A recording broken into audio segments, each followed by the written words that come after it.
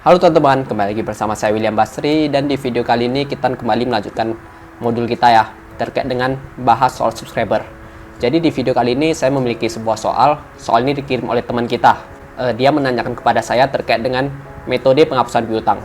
Sebenarnya modul ini sudah pernah saya buat modulnya ya, videonya, tapi memang dari soal yang dia berikan itu agak unik, agak berbeda. Jadi karena itulah makanya saya buat konten ini. Dan harapan saya teman-teman juga mendapatkan ilmu yang baru dari soal yang kita bahas. Seperti biasa, sebelum kita mulai, teman-teman bisa download dulu soalnya ya. Soalnya sudah tersedia di kolom deskripsi.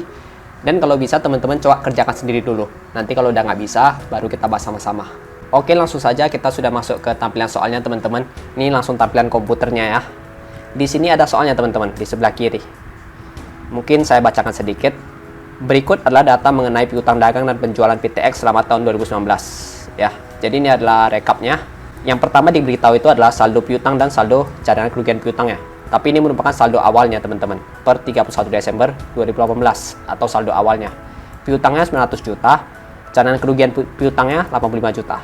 Ya, yang pertama. Yang kedua, diberitahu rekap transaksi selama 2019. Ya, di situ meliputi ada penjualan tunai 350 juta, ada penjualan kredit 850 juta, ada penerimaan piutang dagang sampai dengan retro penjualan tunai. Ya, ini tentu bisa lihat di soalnya dan bisa lihat di videonya. Di sini ada 350 juta, 60 juta, 90 juta, sampai 65 juta. Terus, diberitahu pada perusahaan PTX ini, metode penghapusan piutangnya itu menggunakan sistem metode cadangan penghapusan piutang. Terus metodenya itu adalah analisa umur piutang. Ya, jadi ini adalah tabelnya. Dan tabelnya ini merupakan dasar saldo piutang per 31 Desember 2019, teman-teman. Diberitahu. Ya, jadi maksudnya ini, ketika kita sudah mendapatkan saldo akhir piutang itu, akan dibuat metode cadangan penghapusan piutang. Dasarnya di mana? Dasarnya di tabel ini. Untuk umur piutang yang belum jatuh tempo, ya, dari total piutangnya itu ada 20% komposisinya. Kemungkinan tak tertagih 0%. Di bawah 30 hari ada 25%. Di bawah 30 hari ada 25%. Kemungkinan tak tertagih 5%. Ya. 30-60 hari ada 15%. Kemungkinan tak tertagih 10% sampai dengan di atas 180 hari, di mana ada 5%, kemungkinan tak tertagih ada 60%.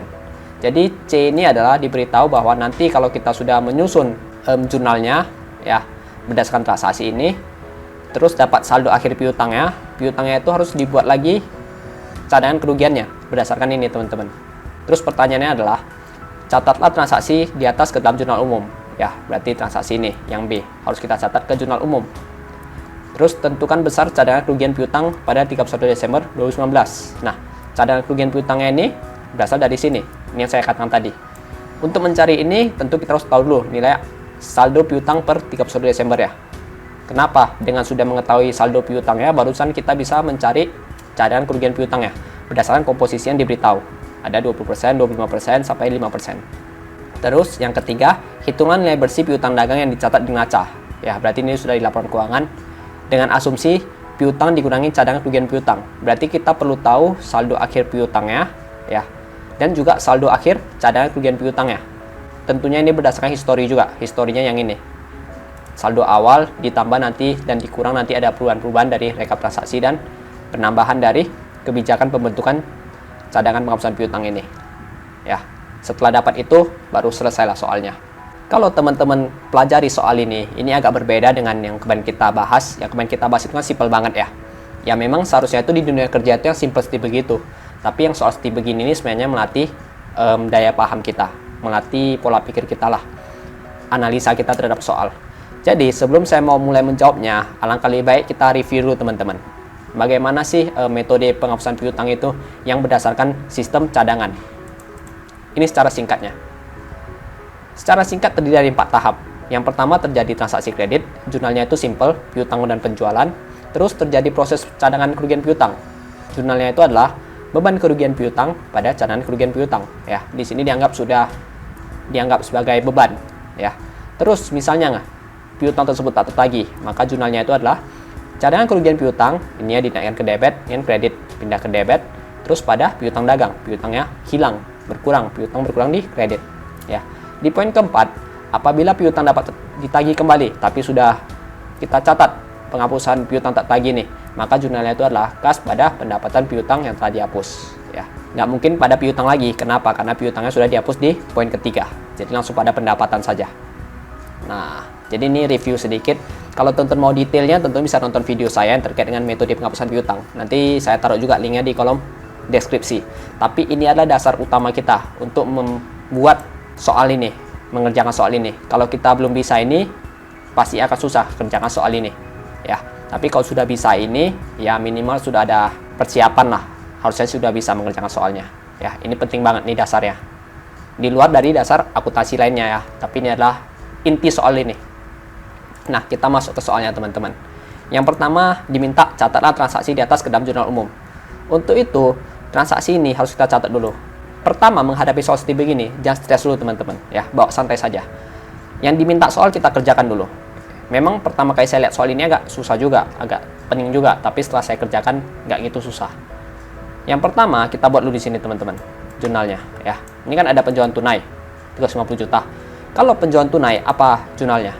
Karena dia tunai, berarti langsung pada kas. Kas pada penjualan. Ya, karena penjualan tunai. Sebesar 350 juta. Refnya kita kosongkan. Di sini sebenarnya sudah saya buat tabelnya teman-teman untuk memudahkan kita ya. Nah, teman-teman, di sini juga sekalian apa? Sekalian saya mau memberikan tips untuk teman-teman. Di video sebelumnya kan saya ada jelaskan bagaimana sih biar pembukuan itu selalu balance. Nah, di video kali ini saya akan menjelaskan kepada teman-teman caranya. Ketika kita menjurnal menggunakan Excel, ini kan dalam bentuk tabel ya. Ini sekalian saya kasih ilmu sedikit, bukan saya kasih sih, tapi saya sharing sedikit teman-teman. Kita itu usahakan itu pakai rumus. Ini kan jurnal kita yang pertama nih, ya, kas pada penjualan. Di debit kredit nih teman-teman langsung tarik saja, tekan auto sum. Ini teman-teman bisa pakai shortcut ya, saya kasih contoh pakai shortcut. Ini shortcutnya auto sum, tekan. Nah, atau teman-teman bisa pakai cara manual apabila di komputer teman-teman nggak ada tulisan auto sum ini. Mana tahu Microsoft Excel-nya beda versi ya. Teman-teman cukup masukkan formula sama dengan sum buka kurung. Ini di drag saja sampai full, sampai di atas ini, tutup kurung. Ya, enter. Nah, sudah. Kenapa kita pakai rumus sum? Nah, di sini untuk mencegah kita agar selalu balance. Ya, jadi ketika kita siap menginput jurnal, perhatikan bawahnya agar dia selalu balance.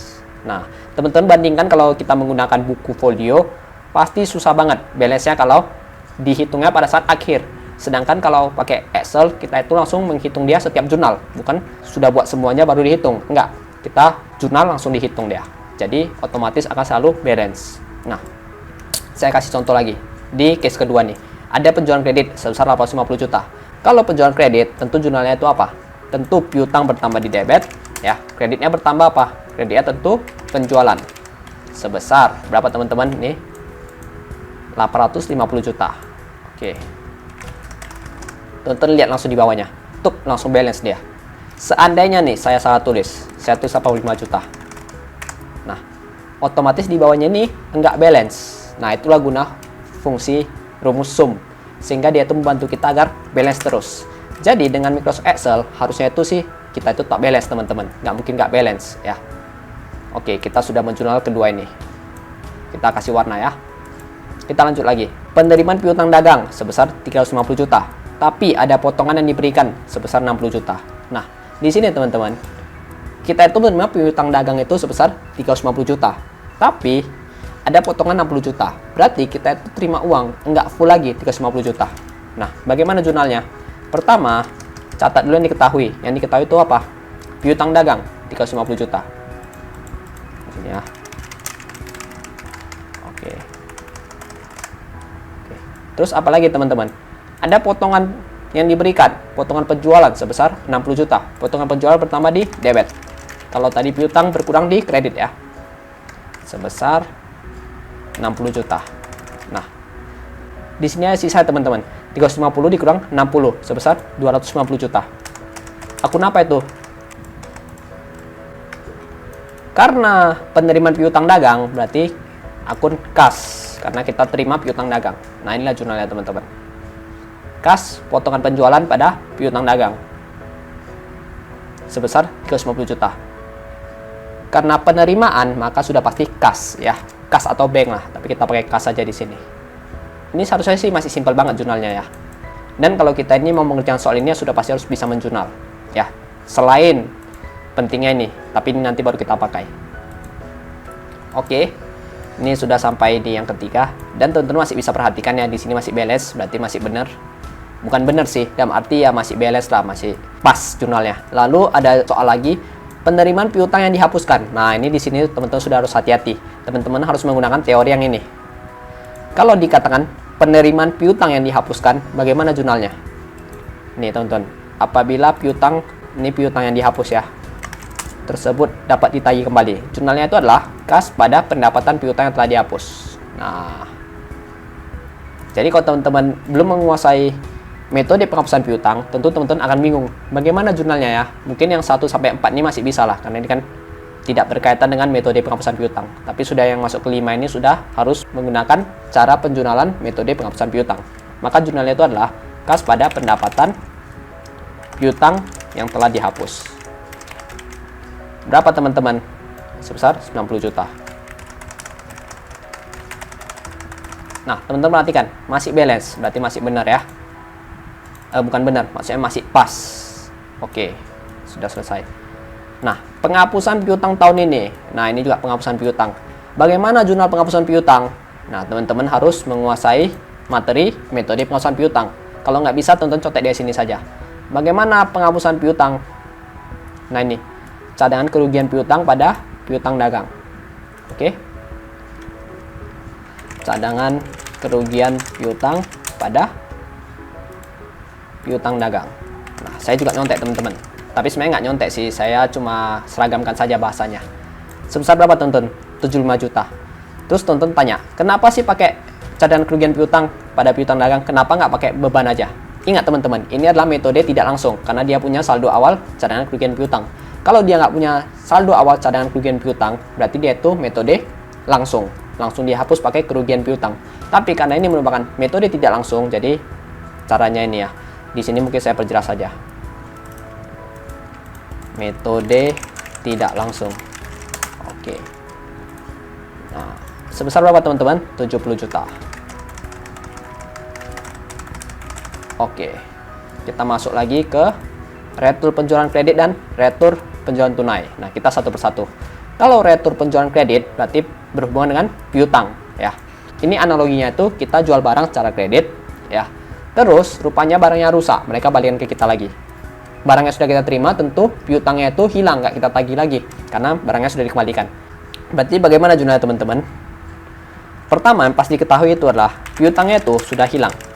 Oke. Sebesar 35 juta. Nah, seterusnya ini debitnya apa? Debitnya adalah retur penjualan sebesar 35 juta juga. Nah, ini teman-teman ya. Kenapa retur di debit? Karena retur itu bertambah di debit, teman-teman ya. Kalau penjualan bertambah di kredit, yaitu saling berlawanan. Retur penjualan tunai juga sama. Berarti jurnal itu adalah retur penjualan karena dia itu bertambah di debit sebesar 65 juta sesuai soal ya. Pada retur penjualan tunai, ingat tunai berarti pada kas sebesar 65 juta. Oke, sudah selesai dua jurnal ini. Nah, sampai dengan akhir masih balance teman-teman ya. Nah, bagaimana cara balancekan? Seperti saya katakan tadi, pakai rumus sum. Dengan pakai sum lebih gampang kita mengkontrolnya. Oke, pertanyaan selanjutnya teman-teman. Yang nomor 1 sudah selesai kita kerjakan, sudah kita jurnal semuanya ya. Tentukan besar cadangan kerugian piutang pada 31 Desember. Nah, untuk mengetahui besarnya cadangan kerugian piutang, maka kita perlu mengetahui saldo piutangnya. Bagaimana cara mengetahui saldo piutangnya? Tentu kita itu harus posting dia ke buku besar atau kita buat dulu buku besarnya. Nah, di samping ini ada buku besar ya teman-teman. Sudah saya susun untuk teman-teman. Bagaimana cara membuat buku besarnya? Tentu kita tahu dulu saldo awalnya ya. Nah, saldo awalnya 900 juta. Berarti tanggal 31 Desember 2018 saldo awal sebesar berapa teman-teman? 900 juta ya. 900 juta. Ini ya teman-teman ya, di debit ya saldonya ya. Karena saldo piutang itu kan di debit. Oke. Sekarang kita mau memposting yang dari jurnal umum ini ke buku besar piutang. Bagaimana cara postingnya? ya sama dipindahkan saja. Tapi supaya kita tidak salah ya, supaya kita tidak keliru atau tidak double, saya berikan tips sedikit ya. Gunakan fitur stabilo. Nah, pertama kita lihat dulu di sini teman-teman. Dari yang pertama, ada nggak piutang? Tidak ada ya. Karena tidak ada piutang, kita lanjut. Yang kedua, di sini ada piutang, kita kasih warna stabilo dan kasih warna stabilo. Oke. Di sini kita buat JU ya, jurnal umum ya kodenya ya. Di sini kita buat tanggal 31 Desember 2019. Oke. Ada senilai berapa nih? 850 juta di debit ya. Jurnal umum keterangan. Oke, ini yang pertama sudah siap kita posting. Kita kasih saldo yang tambah. Oke, ini sudah selesai. Kita kasih warna teman-teman biar gampang. Kita lihat lagi yang ketiga ada, ternyata ada ini piutang dagang. Kasih warna juga. 350 juta ya. Di sini sama jurnal umum. Posisinya itu di kredit. Nah, dikurang. Oke, dapat. Ini dua sudah. Lanjut lagi teman-teman. Cari yang ada piutang ya. Nah, ini ada juga piutang dagang. Nah, ini ada dua, teman-teman boleh langsung satukan saja biar cepat ya. Ini kita copy paste saja. Ada dua teman-teman. 70 dan 35 juta. Nah, berarti debit kurang kredit ya. Terus teman-teman cari lagi, masih ada nggak piutang dagang? Ternyata sudah habis. Nah, oke. Teman-teman lihat, ini ada 1, 2, 3, 4. 1 di debit, 3 di kredit. Sudah pas, sudah pas. Nah, dengan teman-teman warnai, harusnya itu lebih susah silap teman-teman daripada nggak diwarnai. Oh ya, ini sorry, refnya saya lupa isi. Refnya jangan lupa diisi teman-teman ya. JU tandanya juga kita sudah posting. Oke. Terus kita sudah dapat nilai saldo akhirnya. Saldo akhirnya itu sebesar 1.295 juta ya. Saldo akhir piutangnya. Nah, lantas kita masukkan di sini teman-teman. 1 miliar. Oke. Nah, ini saya hapus dulu.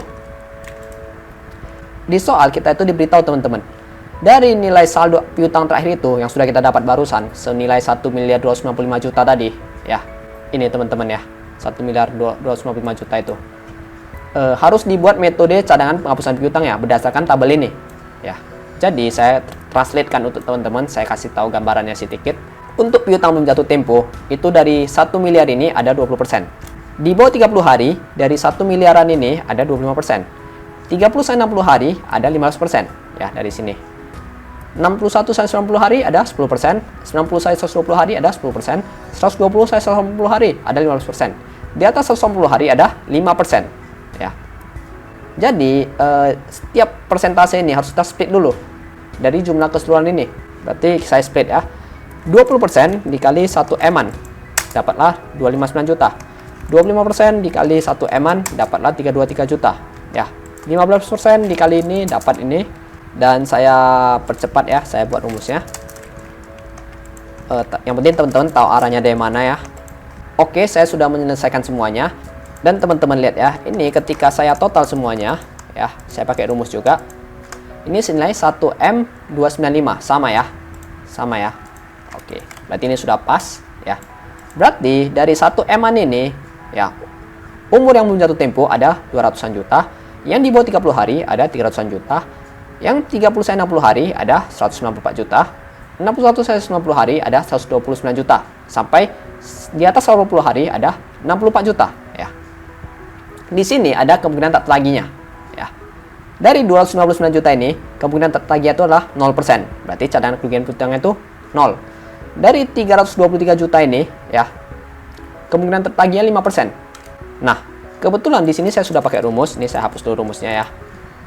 Kalau saya tanya misalnya 300-an juta ini 5%-nya berapa? Maka rumusnya langsung saja 5% dikali 300-an juta. Berarti dari 300 jutaan ini ada sekitaran 16 jutaan yang kita cadangkan untuk kerugian piutang. Dari 194 juta ini ada 10% ya, tergantung dari kemungkinan tak tagihnya. Dan saya tarik rumusnya ke bawah. Untuk yang di atas 180 hari ada 60%, 38 jutaan. Singkat cerita teman-teman. Ya, ini kan yang penting saya sharekan teman-teman tahu arahnya di mana. Didapatlah total cadangan kerugian piutang ini 168 juta. Ketika kita dapat 168 juta ini akan kita cadangan kerugian piutangnya. Bagaimana cara mencadangkan kerugian piutangnya? Kita balik ke sheet 2 lagi. Nah, ini teman-teman, terjadinya proses pencadangan kerugian piutang. Harus kita jurnal lagi teman-teman. Nah, ini jurnalnya teman-teman. Beban kerugian piutang pada cadangan kerugian piutang. Maka kita buat lagi jurnalnya di sini, jurnal baru. Beban kerugian piutang atau kerugian piutang langsung juga boleh, tergantung manajemen, pada cadangan kerugian piutang sebesar 168.350.000. Nah, jadi misalnya nih kalau kita owner atau kita manajemen membaca ini asalnya dari mana asal muasalnya? Dari tabel ini ya. Teman-teman bisa jelaskan bahwa kalau piutang kita ada 1 M-an ya, 1,3 M lebih kurang ya. Terdiri dari umurnya yang segini ya. Kita split terdiri dari komposisi ini ya. Dari komposisi ini untuk umur di bawah 30 hari sampai 180 hari ada peluang tidak tertagih ya, berkisar 5% sampai 60%. Dari situ kita split lagi, kita kalikan ya dengan komposisinya, komposisi nominalnya, didapatkanlah cadangannya yang kita perkirakan ini tidak dapat ditagih.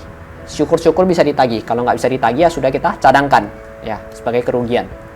Nah, dapatlah ini teman-teman. Nah, setelah kita jurnal, kita baca lagi soalnya. Nah, untuk nomor 2 ternyata diminta itu besar cadangan kerugian piutang. Berarti besarnya itu sudah ketahuan ya, sebesar 168 juta. Ini adalah jawaban nomor 2 ya. Nah, untuk nomor 3, hitung nilai bersih piutang dagang yang dicatat neraca per 31 Desember. Piutang dikurang cadangan kerugian piutang. Berarti di sini kita harus mengetahui saldo akhir dari piutang dan cadangan kerugian piutang. Untuk piutang kita sudah mengetahui saldo akhirnya sebesar 1M295 juta. Untuk cadangan kerugian piutang kita mau mencari tahu saldo akhirnya. Bagaimana cara mencari tahu saldo akhir cadangan kerugian piutang? Tentu kita harus posting dia ke buku besar ya, supaya kita mengetahuinya. Nah, pertama sama seperti piutang, kita harus tahu dulu saldo awalnya karena sudah diberitahu soal. Saldo awalnya itu adalah sebesar 85 juta. Maka kita buat di sini. Saldo awal. Cadangan kerugian piutang saldonya itu bersaldo di kredit, ya bukan di debit ya. Hati-hati teman-teman ya. 85 juta. Oke. Nah, ini sudah selesai. Terus di sini di jurnal kita perhatikan teman-teman. Kita cari yang cadangan kerugian piutang.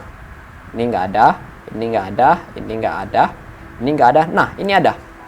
Ingat teman-teman, supaya kita tidak bingung, karena piutang dagang warnanya kuning, kita buat dia warnanya warna lain, warna biru misalnya.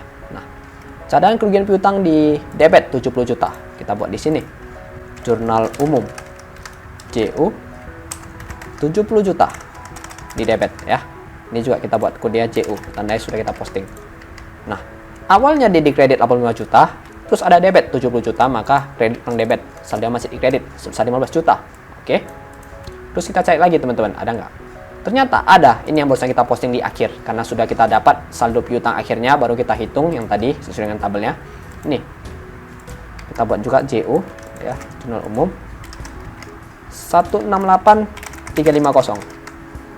Nah, kredit dan kredit ya ditambah. Dapatan yang akhirnya itu 183.350.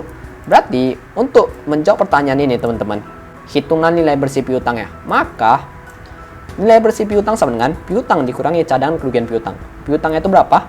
1295 dikurang dengan 183.350. Berarti berapa teman-teman? Ini saya pakai rumus ya. Soalnya saya juga nggak tahu berapa hasilnya. Kurang. Berarti jawabannya itu adalah 111650. Nah, inilah teman-teman, nilai piutang bersihnya setelah dikurangi nilai cadangan kerugian piutang. Nah, jadi ini sudah selesai kita kerjakan teman-teman. Teman-teman masih boleh baca-baca ya. Mana tahu saya ada silap, nggak masalah teman-teman. Saya silapnya di mana? Dan mungkin nanti saya kasih exercise ya. Saya ubah-ubah sedikit soalnya. Teman-teman boleh kerjakan. Sama persis kok bentuknya, cuma nanti saya ubah saja angka-angkanya. Teman-teman boleh coba kerjakan sendiri. Mungkin itu dulu teman-teman video kali ini. Terima kasih untuk teman-teman yang sudah support channel ini, sudah berkomentar, sudah banyak sharing pengalaman dan banyak sharing soal ke saya, sehingga saya bisa buat konten bahas soal subscriber yang tentunya ini konten ini sangat bermanfaat teman-teman. Jujur saya katakan ini sangat bermanfaat, makanya saya tuh suka banget kerjaan soal ini. Jadi dengan bantuan teman-teman memberikan saya soal, saya tuh bisa menambah library, menambah pengalaman kita, experience kita untuk belajar akuntansi. Ya. Jadi saya tuh sangat terbantu juga dan juga sangat berterima kasih ya. Semoga video-video kali ini bermanfaat untuk teman-teman yang mau mendalami terkait dengan metode penghapusan piutang. Mungkin itu dulu teman-teman video dari saya ya. Mohon maaf jika punya banyak kekurangan, mohon maaf banget jika masih ada salah-salah ya. Semoga teman-teman bisa maklum dan ya harapan saya sih kita itu semakin baik. Dan jika teman-teman punya masukan ya udah komen saja, nggak apa-apa, jangan ragu-ragu, jangan ragu untuk tegur saya. Saya berterima kasih kok kalau teman-teman banyak yang memberikan saya kritik. Mungkin itulah teman-teman ya. Saya William Basri, kita akan berjumpa di video selanjutnya. Dadah.